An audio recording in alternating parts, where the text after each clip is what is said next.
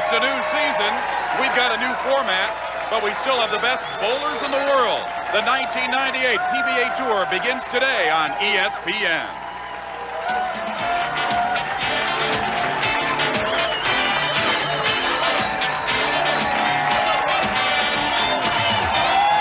We're in Brentwood, California at Harvest Park Bowl, where a very spirited crowd is gathered for the finals of the Brentwood Classic. It's been a very competitive week, but 5 bowlers will compete today for the first title of 1998. 29-year-old Ricky Ward from North Fort Myers, Florida, will meet another Floridian, 33-year-old Norm Duke, in our first match. 28-year-old Jason Couch finished 3rd this week. He'll be after his first title in a couple of years. 43-year-old Tom Baker from Buffalo, New York, is our second-place qualifier this week. And waiting in the wings, our top seed, he bowled here in the title match last year, 34-year-old Parker Bohn, the 3rd. And hi, everybody, I'm Mike Bush, and welcome to another year of the Pro Bowlers Tour on ESPN. The PBA Tour taking off its 40th year of competition this week here in Brentwood. It's been a week of very high scores, and let's bring in the PBA Hall of Famer and my partner, Marshall Holman. And Marshall, it's also been a week of comebacks. Well, it certainly has, Mike, and let me be the first to welcome you to the broadcast team here on ESPN. It has been a week of some great comebacks. Norm Duke, he was in 21st place yesterday at the made a strong comeback. And I believe the reason he was able to make that kind of comeback is he's a versatile player. He knows how to hook the ball. He knows how to play the ball going straight. He knows how to handle things mentally. When he gets it going, he's extraordinarily dangerous. Norm Duke, he's ready to win Title 14 here today in Brentwood. Our other comeback story is that of Tom Baker. Tom Baker, the 43-year-old veteran from Rochester, New York. He started in 24th place at the start of match play. 8 games later, he was in 6th. He made the move from 6th all the way to 2nd yesterday, and he's definitely ready to win. He wants to win this tournament. We'll see how it goes as the play progresses. Okay, Marshall, thank you very much. And as I mentioned, our first match features 2 Floridians. Ricky Ward from North Fort Myers, Florida, 29-year-old left-hander, against one of the most consistent winners on tour from Claremont, Florida, 33-year-old Norm Duke. We're bowling on lanes 17 and 18, and this week, Ricky Ward had a 226 average on these lanes. Norm Duke averaging 244, and the 1998 PBA Tour is underway. Well, Ricky Ward starts out with a great strike and a smile. Now here comes Norm Duke, our first look, and the people love him. You'll hear him go Duke, Duke, Duke all day long as he's out here. Very talented player. Had a little trouble in warm-up, so we'll see how he responds. He is after his 14th title. He was the 1994 PBA Player of the Year. And now Norm got a little distracted on the first shot. He's going to have to learn, Mike, that distractions are a part of Pro Bowlers Tour right now. With this new format. Now, no distractions with that strike. A great shot, just barely got the 10 pin to fall late. We're all tied up after 1 frame. We'll take another look at Norm Duke. Look at that style, a little bit of a hop, but the ball was already gone. Watch the 6 pin as it kicks out the 10 just barely. I was talking to Norm about this new format with the crowd cheering the entire time, and I asked him if it might distract him, and he said no, he thinks it'll pump him up. Well, if he gets things going, he can start out with a double here, but look at the ball slide. It never picked up the proper roll. He liked it off his hand, but wasn't able to get the ball to pocket. Norm Duke. We'll see that little bit of a hop again. He's wishing the ball back up to the pocket. Right now, he knows it's not going to get there. Well, he'll get up, make the spare, send it back over to Ricky Ward. Norm Duke is 5'5", 123 pounds. He could be a jockey. Well, it just goes to show, Mike, that size really doesn't make much difference on our tour. Ricky Ward, another short man, a little bit stockier than Norm Duke, but we have short, tall, in between, all sorts of sizes out here on Pro Bowlers Tour. And a great double to start out the match for Ricky Ward. Very important to get off to a hot start. He looks good. He looks like he's pretty darn confident early in the match. He wants the people to be louder. This is a guy who started bowling in the youth leagues in Fort Myers, locked onto the sport very quickly and just worked his way up through the ranks. He told me he loves this new format.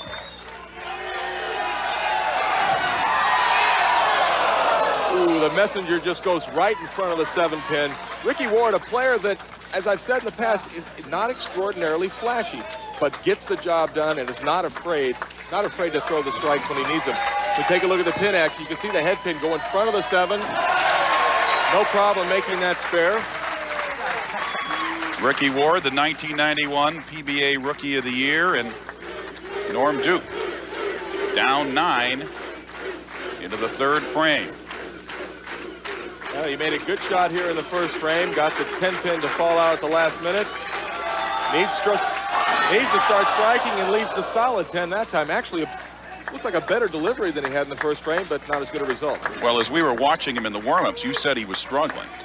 He was having trouble. As you watch the 6-pin wrap right around the 10-pin, leaving that solid ringing 10, he didn't seem to have command of the lanes the way I know he would like to. And he's stuck with this ball throughout most of the tournament. I'm surprised he doesn't have another ball to go to.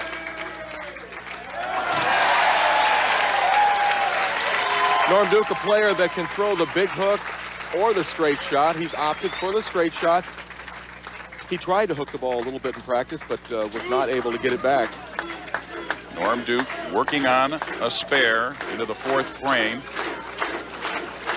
Still trying to feel himself around this pair, championship pair of 17 and 18 here at Harvest Park Bowl. Came in light last time on lane 17. And again. And virtually the same shot, Mike. He liked the way that ball came off his hand. It just is not picking up a roll in the back end.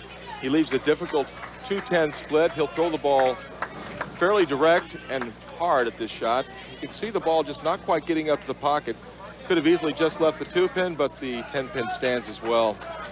Norm Duke began bowling after his dad bought a bowling center back in 1972 in Mount Pleasant, Texas. And too much of the 2-pin does not cover. Wait, we got to fix this. And so we head now to the 4th frame for Ricky Ward, and he leads by 23. Back in Brentwood, Ricky Ward heading to the 4th frame, up by 23 pins over Norm Duke in our first match of 1998. Always a tough shot coming out of commercial. Let's see how he handles the pressure. Gets a great mixing strike, and right now it just is very apparent to me that Ricky Ward has a better command of the championship pair, 17 and 18. We take a look at this ball, watch it dive back to the right, mix them up, a little friendly action of the head pin. Ricky's best finish in 1997 was a first at the Greater Detroit Open. And here this week, he's had a very consistent week. He was 16th after the 1st round, 9th after the 2nd. He dropped to 18th after the 3rd, but then it was 9th, 9th, and he climbed to 5th. Oh, great shot. Could have taken a 33-pin lead. With that spare, he'll stay 23 pins up, and that's a very, very good break for Norm Duke, who's trying to figure out the championship pair, but not having a lot of luck so far. And Ricky Ward finishes off the spare in the 5th frame. Norm Duke staying with that same ball. Down 23 pins. 33-year-old Norm Duke. All right, well, Mike, he's been able to hit the pocket on lane 18, has 2 strikes and that solid 10. Take a look at that pin action. That's just basically 10 in the pit. That ball was thrown perfectly. This is the lane that's given Norm trouble. He has to make some type of an adjustment. Either slow his speed down, or he's going to move farther to the right on the approach and go more direct on lane 17. He's been coming in a little light. Very important shot for Norm. And he got it. And he got a great break, and he was surprised that ball didn't hook up even a little bit higher. That lane is extraordinarily tight in the back end, not getting the ball to hook up as good as he'd like, but was able to get the job done. And as we were talking yesterday, Marshall, you told me that you think Norm Duke is probably better than anybody else at making adjustments. I think he's the most gifted player on our tour. And look at the pressure Norm Duke puts on Ricky Ward. Ricky Ward comes up with the 1-3-7-9 washout. All of a sudden, this game can be very, very close, and is very, very close. You see the ball just got off to the left, never did make the break back into the pocket. Leaves himself a very makeable conversion, but difficult. Needs to hook, and a great conversion for Ricky. Keeps a little of that momentum, save himself a lot of pins. He stays up by 9 pins. If he misses that spare, Norm Duke would have been put in the lead while sitting on the bench. So Ricky Ward up by 9 as we head to the 7th frame. Take another look. You see he gets just the right of the head pin. Slams that head pin right into the 7. Ball takes out the 3 and the 9.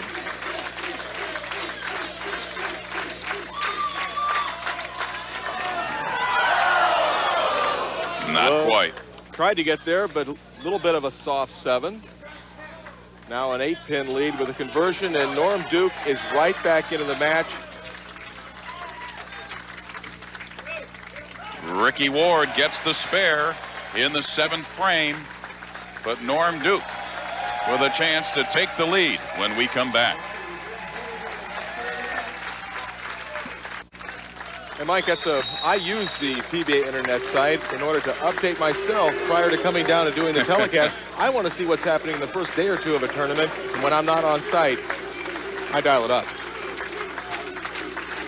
Norm Duke working on 2 strikes. The experienced Norm Duke. He's feeling it on lane 18. If he can get lane 17, if he gets lane 17 figured out just a little bit better, he could be unstoppable. He has taken the lead up by 2 now. Take a look at the way the 6-pin does the job on the 10-pin. Pros love to see that. Amateurs too. He's 44-38 in championship rounds. PBA computer rankings have Norm Duke ranked 3rd. Here's his key lane. Will the ball hook? No, it did not. He's fortunate to get 8 pins, and he's still wondering, going, Norm, how come that ball isn't hooking back up the pocket? Yeah, he just barely got to the head pin. You see the way the head pin goes to the sideboard, knocks the 8-pin. He's wishing it back up there again, going, well, why? Norm Duke, a great spare shooter. No trouble. If he wants to win this match and continue on and have a chance to win the tournament, he must figure out lane 17. And the match is even as Ricky Ward heads to lane 18 for the 8th frame. Well, here's where matches are won and lost, Mike. Coming down the stretch, it's a tie game right now. Ricky left the washout on this lane the last time. Does he adjust to it? You better believe he does. Ricky Ward striking in the 8th. Right now, Ricky Ward has the opportunity to leave the game in his own hands. If he strikes here in the 9th frame, there's no way Norm Duke could shut him out. We're even right now through 8. But Ricky Ward with a strike up in the 8th has the hammer. Norm Duke looking on, Ricky Ward in the 9th.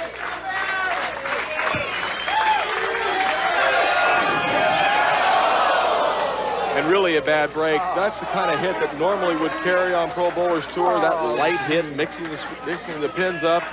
Another good break for Norm Duke, and I think he's thanking his lucky stars right now. And I think amateur bowlers will know this too, that you can throw a good ball and still not knock them all down. Well, that's one of the difficult parts about bowling, is that you really can make a great shot. As Ricky Ward almost misses the 10 pin. No problem, he says, hey, no big deal. I had it all the way. Norm Duke, he must strike on this ball to stay even with Ricky Ward. This is the lane that has not been giving him trouble. Ooh, almost big trouble there. Hits the pocket. 2 in a row. The 10 pin and the 7 were standing. Fortunately, the messenger knocked the 10 pin out. We'll take a look at the pin action. A little bit light in the pocket. Watch the head pin go to the sideboard. Come back, get that old 10 pin out of there. Norm Duke He's leaving just the 7. He's down by 1. Down by 1. He's getting like Tyler. And he got it. And now Norm Duke has the very, very difficult task of having to strike out on lane 17. You know, I talked to him last night, and I asked him, how come you were so intense in the 10th frame? How come you didn't just throw it down the middle? All you needed was just a few pins. He said, Marshall, I wanted to get to 4th place because I wanted to have the decision to be able to start or finish where I wanted to. He said, Marshall, any kind of edge I can get. I want any edge. Well, and he wants the crowd to give him some edge right now. And you can hear the crowd chanting, Duke, Duke. He's got what he wants. He's able to finish on the lane he chose, but this is the lane he's been having trouble with. A little softer speed. And a great shot that just did not quite kick out the 10. So the door is open now for Ricky Ward. With a spare and a strike for Norm Duke, he can do no better than 202, forcing Ricky Ward to fill 19 pins in the 10th frame. This game is still not decided.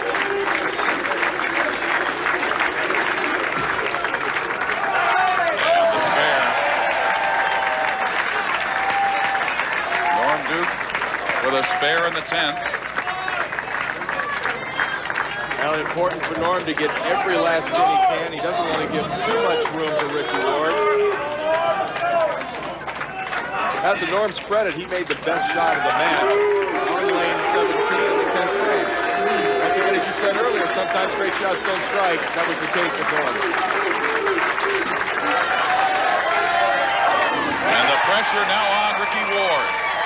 Now, Norm's got the lane figured out now, but will he have a chance to bowl on it again? Ricky Ward will have the decision to make on that. Ricky Ward heading to the 10th. Norm Duke rolls a 202. A strike, he's a winner. He's a winner. Not so flashy, Ricky Ward. He knows how to get it done. He's not intimidated by the moment. And just a great shot. Look at that great arm swing. Tucks the ball in close to his ankle.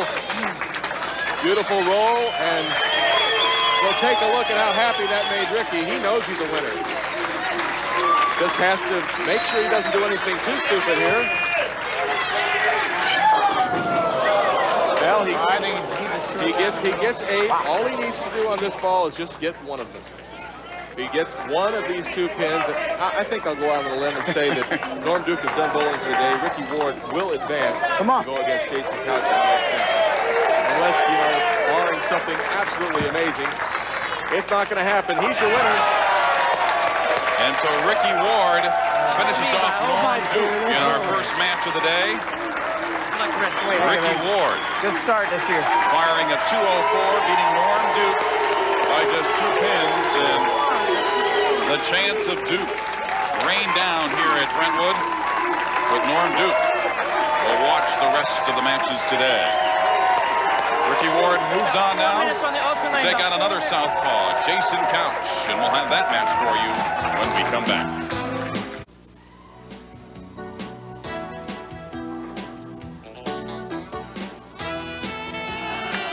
Welcome back to Brentwood, California. We're about an hour from San Francisco, about 30 minutes from Stockton, California, and they welcome the PBA with open arms.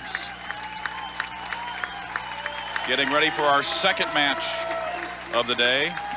Ricky Ward defeating Norm Duke in our first match, and he'll now meet 28-year-old Jason Couch from Claremont, Florida. Excuse me, Mike, that gentleman you saw Ricky Ward talking to, that's Rick Benoit of Brunswick.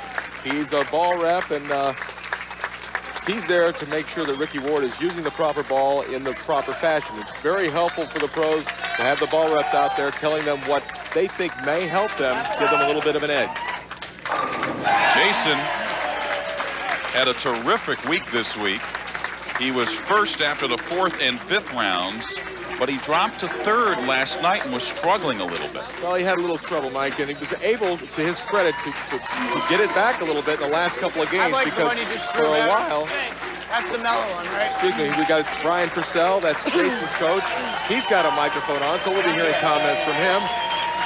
Jason was able to get it going last night when he needed it to make sure he didn't fall any further than the 3rd place position he ended up in. Interesting matchup. Jason Couch, a power lefty.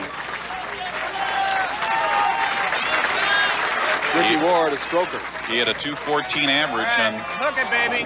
these two frames during the week, and that was the lowest average of any of our finalists. He struggled on these lanes. He struggled on play. Actually, he averaged 186 for his 2 games, and so this was a difficult pair for him.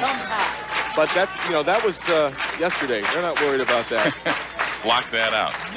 And he changes balls for the spare. We'll talk a little bit about that.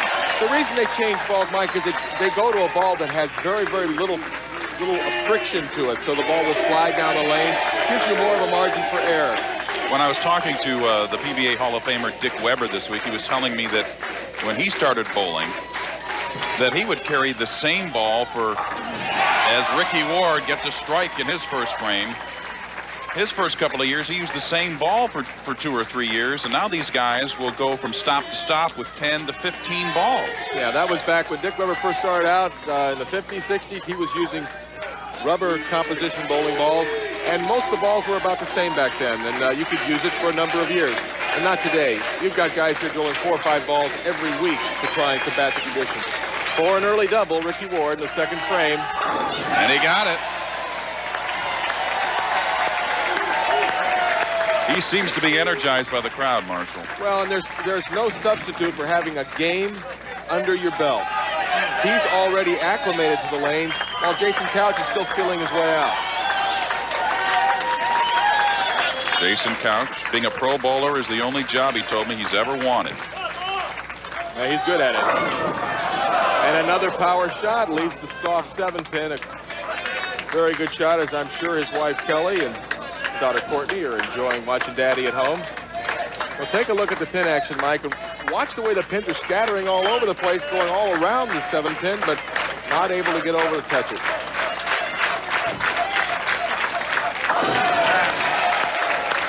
Jason Couch's dad bought a bowling center when he was 4 years old, and he said he grew up with 3 heroes: Earl Anthony, Mike Albee, and some guy named, let me think, Marshall Holman.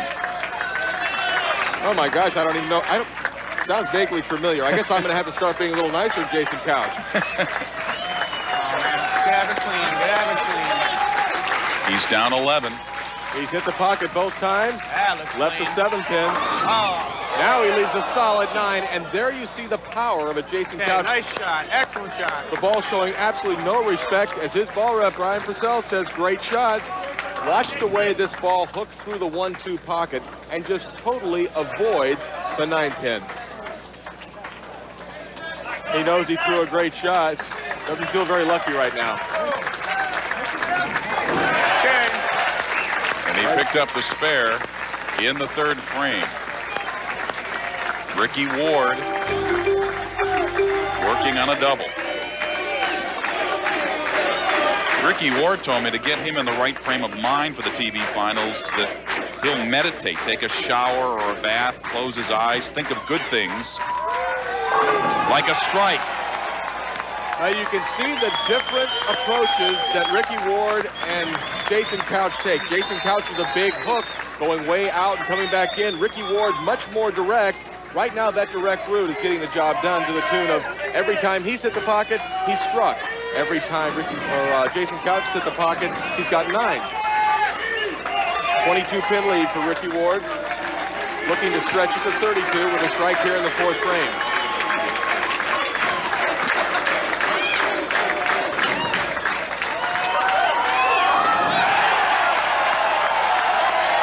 That's 4 for Ricky Ward. They got it going. There's a good look at Brentwood Country Club, and we'll come back to Brentwood after this. 40 years of the PBA Tour, their 2nd year here in Brentwood at the Harvest Park Bowl in Jason Couch. Well, he simply has to get it started right now, Mike. He's down by 32 pins. He has yet to throw his first strike up on lane 18. And there it is. There's a great shot and a little emotion from Jason. He knows it's time to get it started. Brian Purcell, his ball rep, liking that one.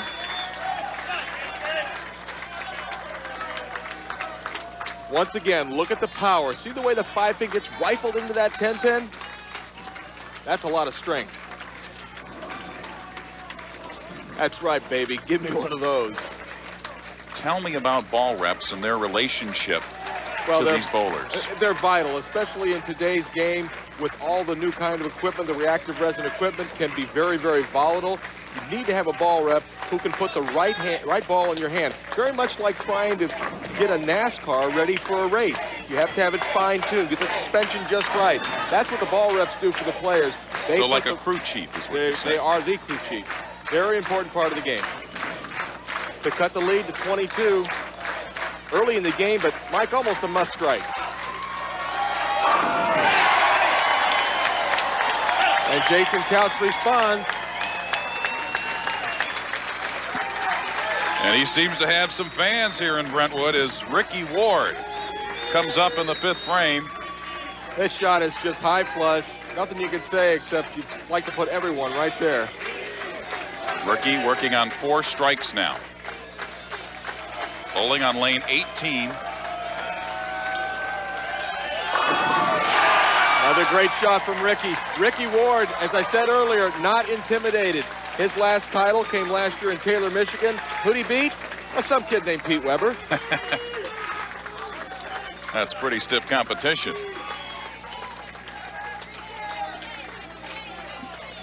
Sixth frame now for Ricky Ward. Each player allowed 2 re-racks during the game, and Mike, they've both used both their re-racks, and we're only in the 6th frame. No more re-racks allowed. Comes up a little bit high. Leaves a 6-pin. But Ricky Ward in command. After 5 straight strikes, he'll now try to spare here in the 6th. Spare in the 6th will keep him up by 31 pins, but Jason Couch has the opportunity to cut that to 11 if he can strike the next 2 shots.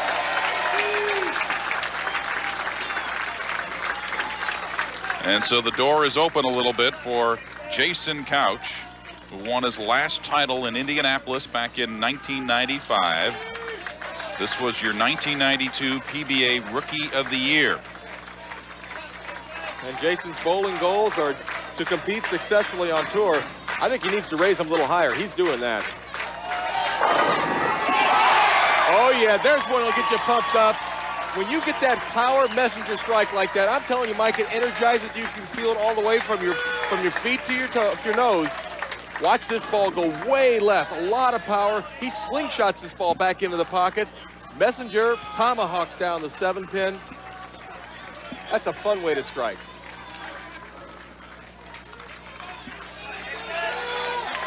Jason Couch to the 7th frame, working on 3 strikes. Trying to get back into the match.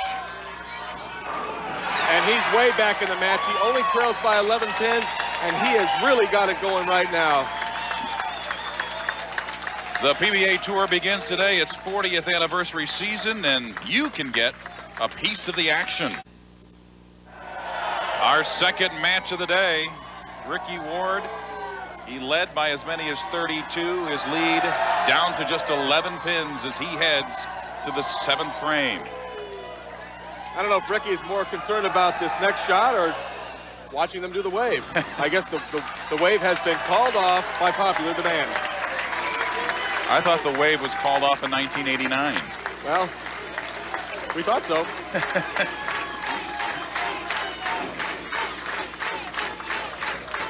His lead down to 11 pins.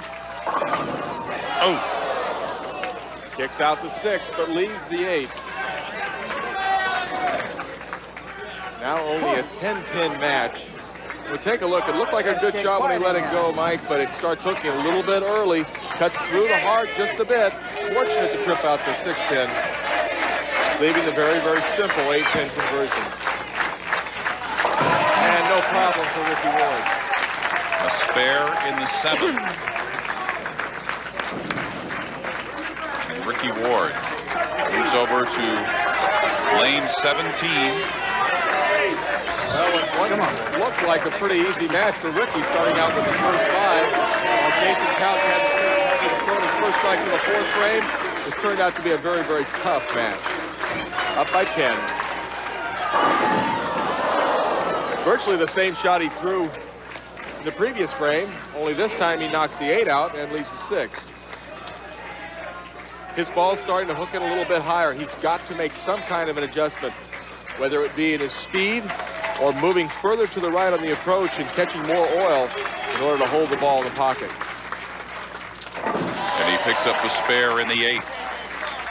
Just barely knocks it down. Don't have to hit too much of it. And so a chance here for Jason Couch. He's working on 4 strikes in the 8th frame. Down by 9 pins, and I think the memories of him averaging 186 on this pair are gone.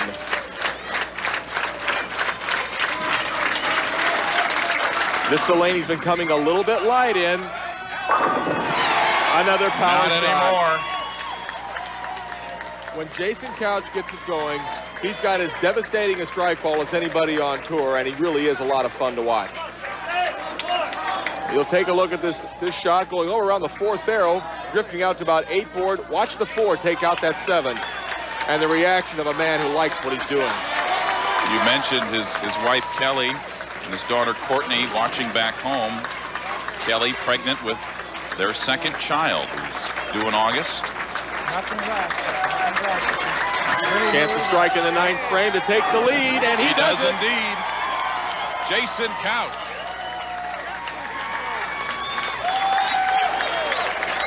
Now up by 11.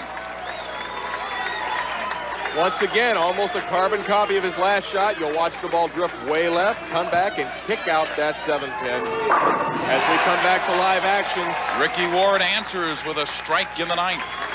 Ricky Ward with a possible 257 if he strikes out. Jason Couch can shoot 268, so right now Jason Couch in the driver's seat. He cannot be shut out. Ricky Ward, though, can put some pressure on Mr. Couch. If Ricky Ward were to strike out and shoot 257, it would force Jason Couch to get 2 strikes in the 10th to win. He got it. And there is a possibility of a tie, Mike, and that is one of the things that's changed this year on Pro Bowlers Tour. In the past, a tie was always a 9th and 10th frame roll-off. Not anymore. Right now, it's a one-shot sudden death roll-off. So it's one shot, and if they tie, they do it again. A lot of pressure. Ricky Ward with his 2nd shot in the 10th frame. Chance to go up by 9 pins. He trails by 1 before this shot. Hold pocket. Indeed.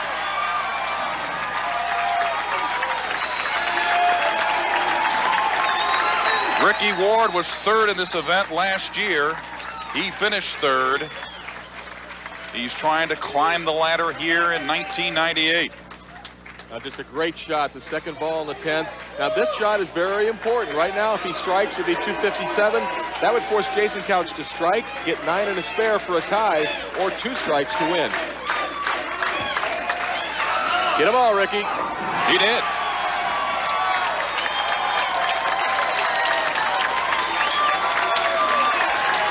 Ricky Ward strikes out, finishes with 4 in a row, winds up with a 257. Jason Couch, all the while, was looking down, not watching Ricky Ward throw his 4 strikes. Well, Jason Couch has 6 shots in a row. What does he do here in the 10th frame? He just tries to copycat what he's done in the 4th through the 9th. Going for 7 in a row. Got a hook. He got it. Look at that ball. Absolutely showing 0 respect for the pins as he just demolishes them. Watch the way, I just love watching this ball go way out and coming back in. This is going to be a light pocket shot. Get out of the way, Jason. Bang.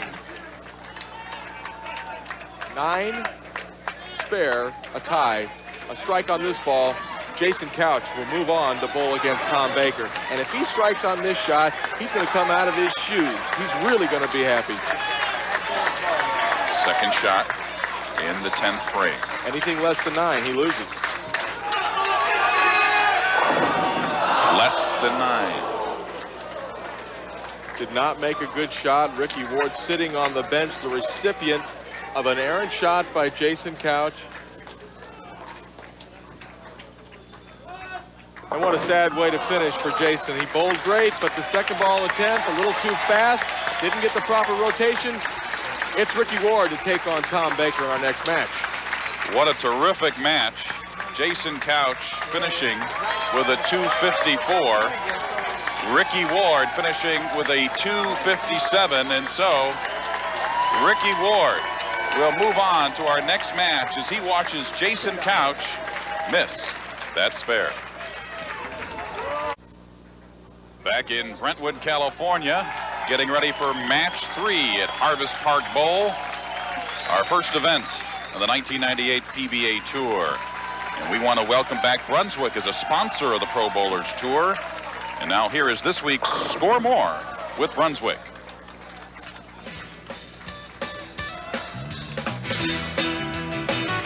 With the reactive resin balls of today, we need to look at the lanes in a little bit of a different way. No longer can we make the subtle adjustments of the late 80s and early 90s. Today's balls are much more aggressive, and that facilitates the need to move more dramatically, both on the approach and the lane. It's very important to notice the early warning signs that the lanes may be changing. For instance, if you throw your ball and you leave a 4-pin or a 6-pin for the lefties, that's the key to tell you the lanes are starting to dry up. Don't wait to make your adjustment. Move yourself inside to get into the oil in order to hold the ball into the pocket. Now, another way the lanes are changing, the way we look at them, is looking at the break point. And how do we use this information? Well, it's important to notice where the break point is. One way of noticing the break point is to actually get down low on the approach and take a look at the tracking marks that are left by the previous bowler. If you do this, this information is vital in telling you where you want to get your ball down towards the end of the lane. As you can see, the tracking marks are on both the left-hand side and the right-hand side. You use this information in order to factor yourself in as to what you want to do and how you want to do it. Next, we get the ball. We know where we want to throw it. See, this ball is going over around the 3rd arrow, going out to about 9 board, and then at about 45 to 50 feet, it starts making the break back into the pocket. So to summarize, here are your resin solutions. Watch the rolling pattern of other bowlers that bowl similar to you. Get low and see the tracking marks on the lanes. That can help you also. And don't be tentative when you make your adjustments. That's really the most important thing. You do that, and those will be your resin solutions. And we're getting set for our 3rd match of the afternoon. Ricky Ward trying to climb the ladder, but that man, Tom Baker, is in his way. And we'll be right back. Back in Brentwood, the 3rd match of the afternoon. Ricky Ward and Tom Baker. And let's take a look at the top 24 qualifiers. Marshall? 6th spot, Dennis Horan. Jess Stayrook, the number 7 finisher. Rick Steele-Smith, he won his first singles title last year. It was a major. And Justin Ronak from Andover, Kansas. Mike Edwards and Warren Guernsey, a newcomer, a rookie on our tour, showing well in 11th place. Actually, he was in 5th with a block to go. The great Mike Albee and another rookie, this 1997 Rookie of the Year, amateur-wise, Chris Barnes. Hugh Miller and John Mazza, another couple of southpaws in there. Danny Wiseman and Mike Haugen Jr. having a nice finish this week. Dave Arnold, the quiet player, lets his ball do the talking. And Dave Watka from Las Vegas. Steve Hoskins, he won in Pittsburgh last fall. And the great Ernie Schlegel from Vancouver, USA. Wayne Webb, our karaoke king on tour. Ryan Schaefer in 23rd place. And Brian Smith from my neck of the woods up in Sutherland, Oregon. He's 24th. Steve Wilson, he was your alternate. Tom Baker on the left, Ricky Ward on the right. Ricky Ward has climbed the ladder. Now, Mike, during commercial break, you said you liked Tom Baker. I like the way he looks in practice, too, but right now Ricky Ward is very much in command. And you say there's an advantage to having bowled on these lanes so far today, and Ricky Ward takes advantage there on lane number 17. he opens with a strike. Well, there's always an advantage for any player who won the previous match. He's, as I said earlier, he's already used to bowling on that pair. Tom Baker has to get used to it right now. Well, just watching this guy in warm-ups, everything was in the pocket, just like that. And a little emotion from Tom Baker. Tom and I have been good friends for a long time. We both started our careers back in the 70s, and his first title came back in 1980, and he's still winning tournaments. Yeah, he's had a resurgence. His career was in a little bit of trouble a couple of years ago, but he's retooled his game, found out how to use these new balls, and he's very successful. Won 2 times last year. Early double. Indeed, indeed. Tom Baker, 43 years old, from Buffalo, New York. I asked him what the big difference for him this week was, and he said it's the new hairdo and the earring. I don't know. Not too many pro bowlers with earrings. You know, I shouldn't mention this, Tom, but you are 2 weeks older than me, old man. Ricky Ward answers. Once again, we see Ricky Ward not being intimidated by anyone. It's just a credit to his own ability to be confident in his game. There's a look at that new George Clooney hairdo. And Tom Baker. And with the earring.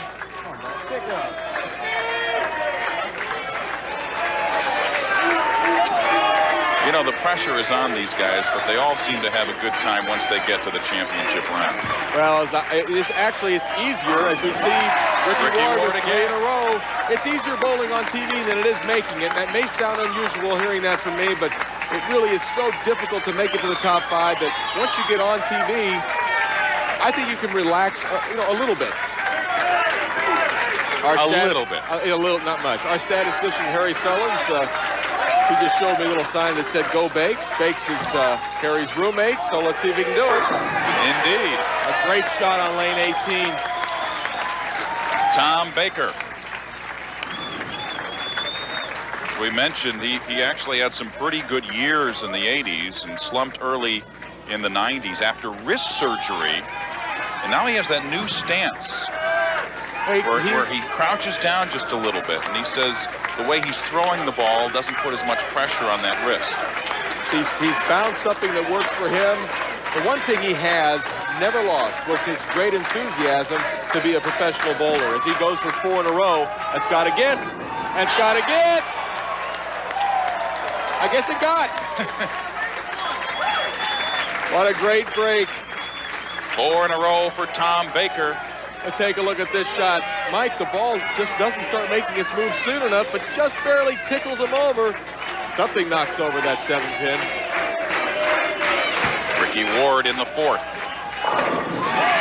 4 in a row for Ricky Ward. It's been nothing but strikes so far in our 3rd match of the day. Ricky looks real nervous, doesn't he? Baker trying to put the pressure on Ricky Ward, but Ward has survived the pressure already of first making it to the TV finals and then the first 2 matches.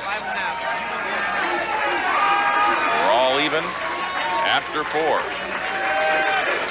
If you count the last game, Ricky Ward has 8 strikes in a row. And that's where the streak stops. Yeah, the string ends there. Mikey made a real good shot as we see a visual of Tom Baker probably saying thank you. He changes balls, goes hard and straight. A little bit off balance, but no trouble making the 7 pin. We talked about the difference in some of these balls earlier, but it's the reactive resin ball that will hook a little bit more and more of the plastic that will stay straighter. Yeah, the reactive resin ball, what it does is it hooks more off the dry and slides more off the wet, and that better hook. It does. Tom Baker is having absolutely no trouble right now with 5 in a row. The reactive resin balls, not only do they hook more, but they hit harder once they get to the pins. They save energy until the ball gets to the pins and really unleashes a lot of power. Tom Baker won at Harrisburg last year, becoming the PBA's 18th millionaire. Same thing last year, and that's before title. He got it. Great job from Tom Baker as he just barely knocks over that 10 pin. Talk about a crowd pleaser. Here in Brentwood, they'll love it. We're coming back. Our third match of the day here in Brentwood. We're seeing a whole lot of strikes, especially from Tom Baker, who is up by 21 pins, having rolled 6 frames. All 6 of those frames, he has rolled a strike. And now Ricky Ward to answer in the 6th. Well, the messenger came over, but it went in front of the 7 pin, didn't quite knock it down. He'll have to be content to making spare here in the 6th frame and then starting up that string again in the 7th. Right now, 22 pins down as Ricky's a little bit distracted, but the young lady is walking back to her seat, and Ricky picks the ball up and has no problem, makes a spare. And so Ricky Ward with the spare in the 6th. That's all part of the game now, Ricky. They're coming at you from every angle.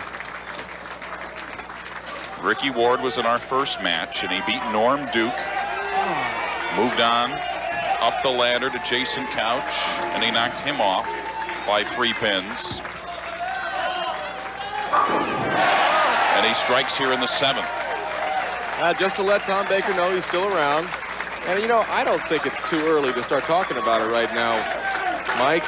Well, I didn't know what the jinx rule was. Don't worry about the jinx. Tom Baker. It's $20,000 if he can do exactly what he's done 6 more times for a 300 game. But Tom Baker not thinking about that right now. All he wants to do well, he wants to keep the pressure on Ricky Ward. First things first. First you win the match, then you take care of shooting 300. 7 in a row for Tom Baker. Watch the 6 pin, second from the right. It's the one that does the damage on the 10. Big game here, and then you go partner and you'll have. He knows it's close. Will it strike? Well, oh, yeah. 250 against you like this, 240. And partner goes 150. Up by 32. Baker in the 8th on lane 17. Tom Baker with 8 in a row. Leads by 42 pins.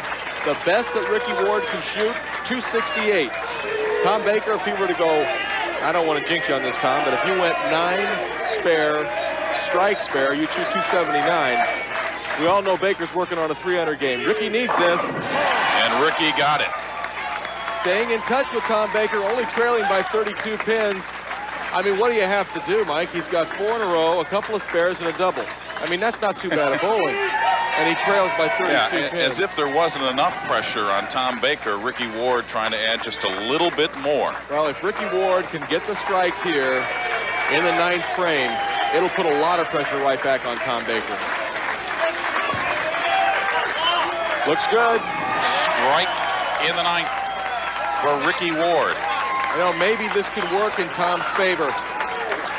If he was just strolling along with the front 8 and his opposition wasn't doing anything, he might get a little lax. Right now, he cannot afford to let up at all. Would love to get the strike in the 9th. He's done it 35 times before, but a never 300 game, but never on TV. Never on national television. Come on. He got it. That may have been his best shot of the game. Very confidently rolled. Now the job for Tom Baker is twofold. As we take a look at this delivery, look how lovely the ball is set down in the lane, goes over about the 6th board, starts making its move about 48 feet. Lovely, lovely, 10 in the pit. If Tom Baker marks in the 10th frame, he wins the match. If he strikes out in the 10th frame, a little bit of a bonus, $20,000. No.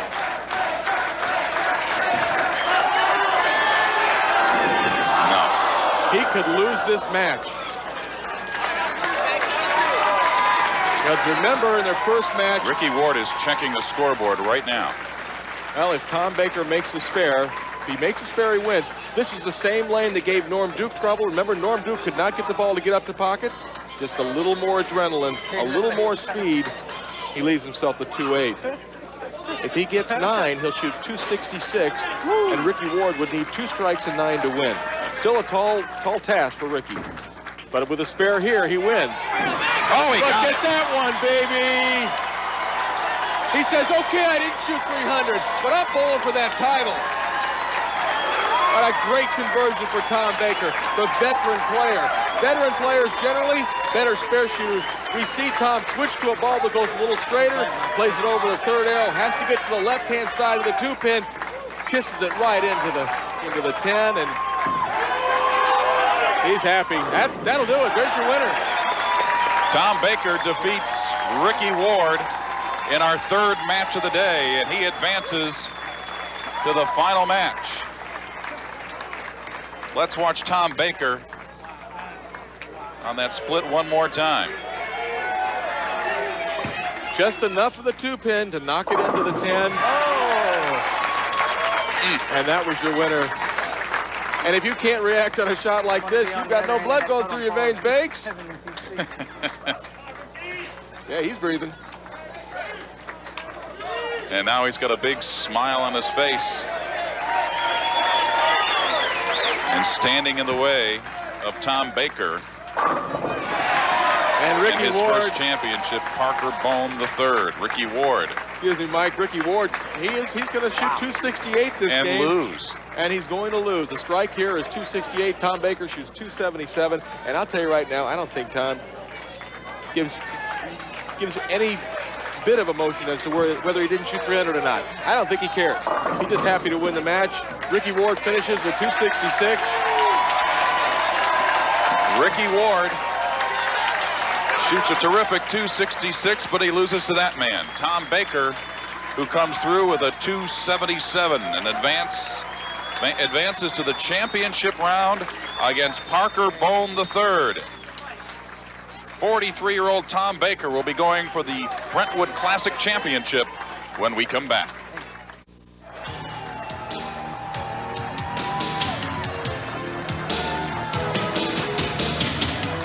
Back in Brentwood, California, getting ready for our first championship match of 1998. You can see in our recap, Ricky Ward winning our first two matches, and then Tom Baker defeating Ricky Ward in match number 3, setting up our championship match. Tom Baker, the second seed against our top seed, Parker Bohn III. Don't forget our next few stops on the PBA Tour. Next Sunday will be in Albuquerque for the Albuquerque Open at 1 p.m. Eastern. On February 7th, Walter Ray Williams Jr. will be looking to capture his second consecutive title in Texas at the Columbia 300 Open. And then Sunday, February 15th, Wayne Webb looking for a three-peat at the 19th annual Peoria Open. That's at 4 p.m. Eastern. And the sign says Parker Power, Parker Bohn III. He was our top seed this week. He's from Jackson, New Jersey. Very popular player, Parker Bohn. In fact, when you take these two players, they've won 6 Steve Nagy awards as far as the sportsmanship award on tour. So nice guys going at it, going to finish first and second. Oh my. That was the lane he came in light on the left of split in the 10th frame. I thought it might affect him as he starts this match. He made sure to get the ball up to the pocket. And Tom Baker begins our championship match with a strike, and Parker Bohn wants to hear it from the crowd. 34-year-old Parker Bohn III. Well, he left that 3-6-7 split in practice. Very fortunate to knock down the 3 and the 6, leaving only the 7-pin. This is a guy who made 13 telecasts without winning and then won 2 in a row. Well, he's a very consistent player, and he will continue to make a lot of telecasts and giving himself the opportunity to win more and more and more. He's a player that when he winds up his career should have 25 or 30 titles. And Parker Bohn, you can see he has lost 14 of his last 15 title matches, but he likes it here at Harvest Park Bowl. He qualified second last year. He did lose to John Mazza in the title match. Trying to put a little pressure on. There's the patented Parker Bohn, the 3rd strike. I guess that's what they mean by Parker power. Parker, by the way, is the roommate of Jason Couch, who was our 3rd seed in this tournament. Tom Baker, frame number 2. And that ball, you could see it down on the lane early. He did not get the extension. He's looking off to the right as if something bothered him, and it very well could have, but watch how early the ball hits the lane, hooks right through the nose. Now he's just got to get 9. That's a big break for Parker Bohn. Open frame for Tom Baker in the 2nd. We'll take a look at this first shot of Tom Baker. It just goes right through the heart. It has no chance. It leaves the 4, 6, and 7 pins. Tom's an experienced player. He's going to put that behind him, go back up on lane 17, and try to start striking again.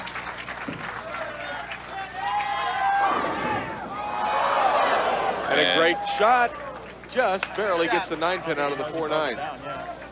This is a guy who had 9 strikes in a row in our last game, and he started off with a strike here in our championship match, but has to settle for an open frame and now a spare in the 3rd. As we hear the comments of Dave Smart, the ball rep for Tom Baker, he's saying that was a good shot, that was a good shot. The first one was a little slow. He was light last time. He's not light this time. Now there's the statement right there. Yes, I do want to win. Take a look at the beautiful shot that Parker Bohn throws. Really, just on the left-hand side of the lane, there is no one else, as far as I'm concerned, who throws it with the beauty and the fluidity that Parker Bohn has. He's like a ballet dancer going up to the line.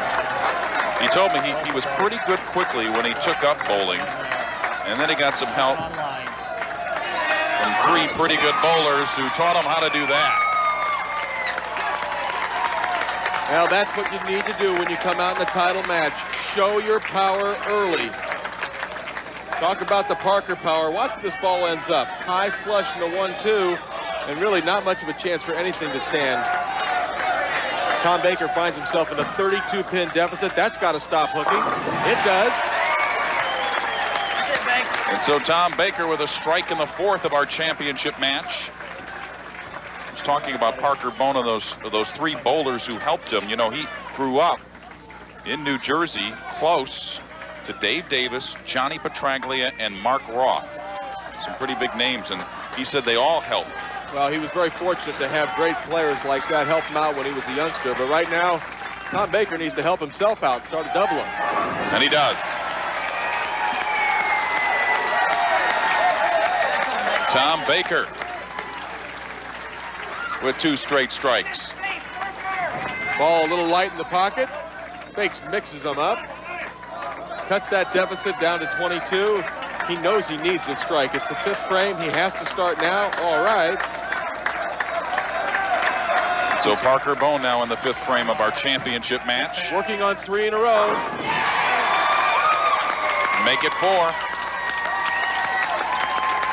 Well, I've watched Parker bowl on TV many, many times. I bowled against Parker a few times on television, and you know he's a great player, but you don't really know which Parker's going to come to play on what given day. He's had some great performances on television, and he's also had some tough ones. So it looks like the winning Parker could be with us today. Needs to keep his focus right now. He's thrown 4 shots in a row. They've all struck. He knows what he has to do, just needs to keep doing it. And he does. Parker Bohn the 3rd. Strikes in the 6th. 5 strikes in a row, and he has a 42-pin lead over Tom Baker. Our championship match will continue in a moment. Welcome back to Brentwood. We would like to take a moment to welcome Ginkoba as a new sponsor of the Pro Bowlers Tour. Now let's take a look back at today's key moment thus far. The Ginkoba moment of concentration. And Mike, it came in the 10th frame of the last game. Tom Baker, needing only a mark, left the 2-10 split, was able to think his way through. pick it up and win the match.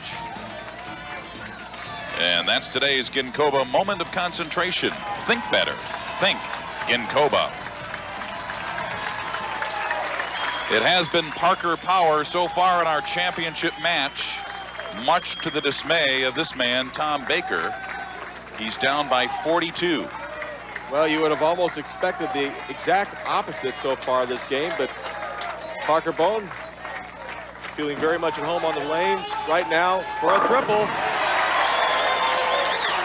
Tom Baker, he narrows that deficit to 32 pins, needs to continue on striking. Maybe a little bit of a mental lapse early in the game where he split the second frame and then wasn't able to get it going until the fourth. Tom loves alternative music, and he told me that he'll listen to CDs of the group Bush in the car on the way to a bowling match, and he'll think about that in his head and try to get a rhythm. And he's in the rhythm now. He's right back into this match. Only 22 pins now. Parker Bohn's been sitting on the bench for a while. He lost in the title match right here at Harvest Park Bowl last year to John Moz, as we said earlier. He only bowled a 156 in that championship match a year ago. Will it get there? No. He left the 7. The match is now very, very much in doubt. 21 pin lead for Parker Bohn. Tom Baker starting to make a surge. But he made a good shot, kept the ball in play. Parker, too, likes to switch balls to shoot his spares. This ball shouldn't hook very much. Hard and straight. One of the best spare shooters on tour. And the spare in the 7th for Parker Bohn the 3rd. Ending a streak of 5 straight strikes. He's got a 21-pin lead coming to the 8th frame. Parker working on a 239 pace. Tom Baker working at a 218 pace right now, so there's your difference. Boy, does he look good on lane 17. Not so bad on 18, but definitely he likes 17 better. And he chose to finish on that lane. So if Parker can figure out how to strike on lane 18 of the 9th frame, should be his tournament. But Tom Baker will try to apply at least some pressure here. This is a man who grew up across the street from a bowling center, and that's where he learned to do that. Great shot for Tom. Tom keeps himself in very good physical health. He works out, watches what he eats. Very much looking after that 43-year-old body. Sorry, Tom, I should have probably mentioned that. Down by 11. Strike here, make the lead just 1 pin for Parker Bohn and really put the pressure back on him into having to perform on that right-hand lane.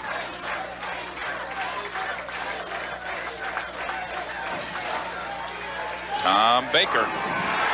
What a great shot from Tom Baker in an extraordinarily tough position. A must shot for him. Do you remember just a couple of frames ago, Parker Bohn was ahead by 42 pins. Now he's ahead by 1.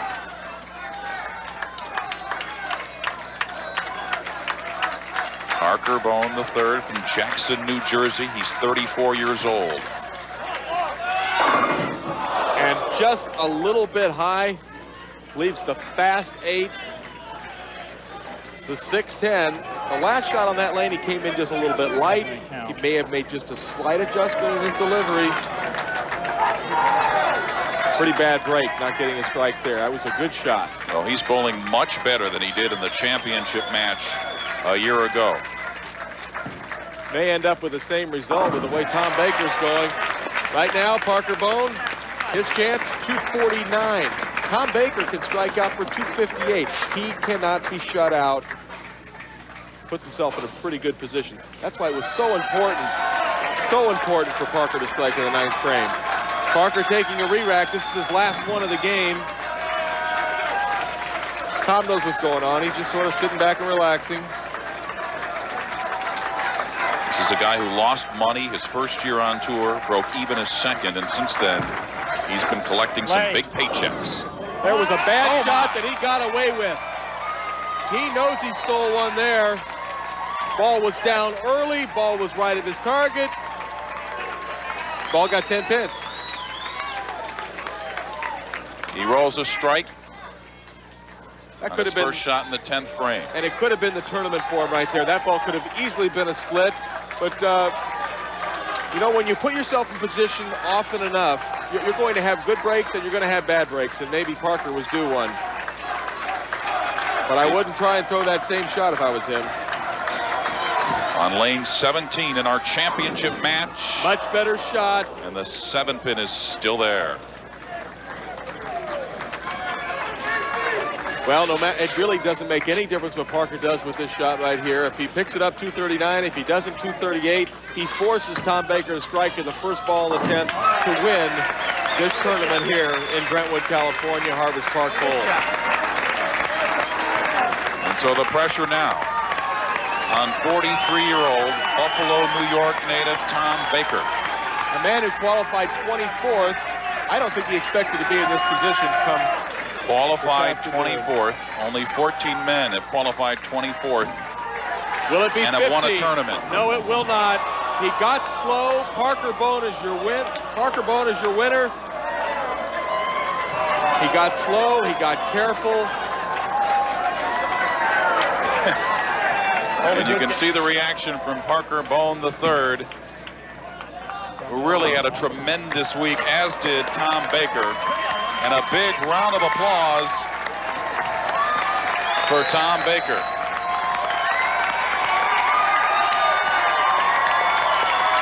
And for Parker Bohn. Our first champion for 1998 here at the Brentwood Classic is Parker Bohn III. His first title came in Seattle back in 1987, and he wins the first event of 1998.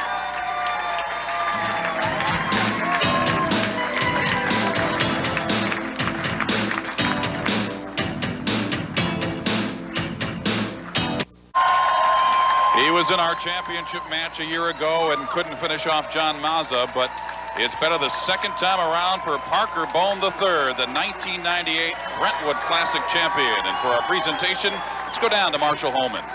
Thank you very much, Mike. Parker, first of all, congratulations. Thank you, Marshall. This is one heck of a way to start the year. I can't say enough right now. It's just unbelievable. Well, you bowled great. You got a little bit of a break in the 10th frame. What happened to that shot, and what was your thought process? It wasn't a little bit of a break. That was a very large break. I just knew when I got up in the 10th, I didn't want to throw it slow, and if anything else, I threw it extra firm, and, well, it was a little bit high and tight inside, but fortunately, everything fell. And another break coming with Tom Baker, unfortunately for Tom, leaving that wide open split in the 10th frame, and he needed a strike to beat you. He didn't do it. Congratulations. Well, thanks, Marshall. My hat goes off to Tom Baker. You know, he's a great champion, and he had a shot at 300 that first game, so he had one real great week. All right. Well, let's bring in the mayor of Brentwood for the trophy presentation, John Morrill. We're sure pleased to have the bowlers back here in Brentwood again this year. And this is the Northern California Brentwood, the city of Brentwood. We're proud to have you here. We want to have you back, and you guys are just great. Thanks a lot, and congratulations on a great tournament. Thank you, John. You know, there's two groups of people I want to thank right now. The first group of people is the city of Brentwood. You're the greatest. This is the second time here, and I'll tell you what, it got twice as good as the first. I can't wait for the 10th. The other group of people is Brunswick. Brunswick Corporation, Art, Ray, and Rick. You guys did one heck of a job for me this week. Thanks for getting me here. Parker, would you like me to bring Jim Longaman in here? He's got a little bit of a check for you. The proprietor here at Harvest Park Bowl. Great job, Parker. You did a beautiful job. The fans here supported you. How about these fans in Brentwood? Aren't they great? Fans in Brentwood, you're the best, baby. All right. Congratulations once again. Parker, last year in this telecast, you shot, I think, about 150, and John Mazza ran over you. Was that going through your mind at all, some of the bad times you've had on television? Do you know that that's the first time I've thought about that 150 game since I walked in this building today? Sorry I brought it up. All right. Well, Parker, are you going to be bowling a full schedule this year? I know it's not unusual for you to bowl a lot of tournaments. Yeah, right now there's no tournaments off in my schedule, so I think I'll be partaking in each and every one of them. Well, I don't think Parker Bohn can afford to take a week off. He's throwing the ball too good, and you can look for him again on ESPN, I'm sure, very, very soon. All right, Mike, back to you. All right, Marshall, thank you very much, and a standing ovation for the winner of the 1998 Brentwood Classic, Parker Bohn III. Be sure to join us next Sunday, February 1st, for the Albuquerque Open from Albuquerque, New Mexico. You can catch all of the action right here on ESPN at 1 p.m. Eastern. Coming up next on ESPN, it's the 1997 Dallas Cowboys cheerleaders calendar. For Marshall Holman, I'm Mike Bush, saying so long from Brentwood. We'll see you next week in Albuquerque.